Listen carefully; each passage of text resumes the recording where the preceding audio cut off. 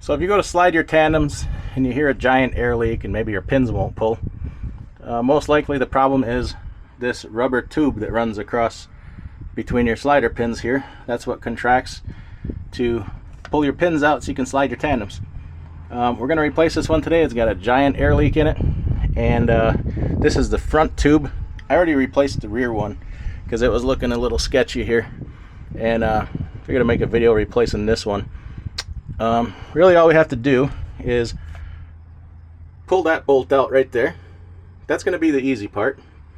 And then down on this end we have to disconnect those two air fittings right there, and that bolt up in there, that's going to be a pain, but we got an access hole through the back side there to get a socket through, and that one's going to come out.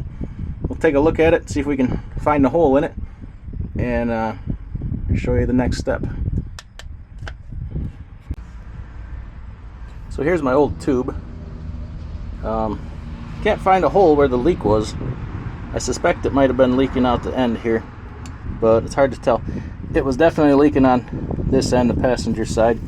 I see a spot where it was rubbing pretty good right here, but that's not the hole.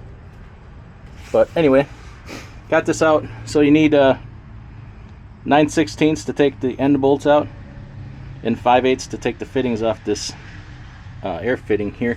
Let me show you the new one here. So I'm going to take these compression fittings apart here and slide her up in there. Now the hose that was up there, I am taking where's my PVC cutter? PVC cutter, cutting nice clean square ends on the ends, and then using new fittings here. So here's my hoses that I cut. Can't really see, it's pretty dark up in there, but I also got this one came off the driver's side. It came off difficult, but it came off. The other one I had to cut with the grinder. So it comes with new bolts here, but I'm gonna take a look at these. I don't know if I like these. I went and bought some grade 8 with lock nuts on them, but I guess these are lock nuts too. Yeah, I think I'm gonna use these. No, I'm not, because they got Torx head ends on them, and that's just going to be difficult out on the road. So we're going to put these bolts in instead. Then you don't need any special tools should I have to change them again, but I will put washers on these. So I'm going to get her up in there and put her back together. Alright, we're all in business. You can see my new fittings up there and the new tube all the way across. New hardware, new bolt in that end.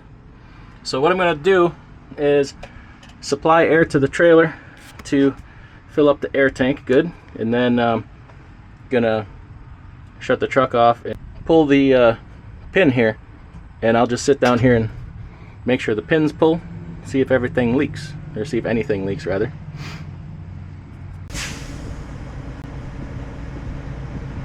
Alright, so I aired up the air tank here. Let's pull this button. Everything pulled nice and strong. There's no air leak, so we're just gonna say this thing is good. Boy, they pulled real strong. So replace both of those tubes, and we're all good.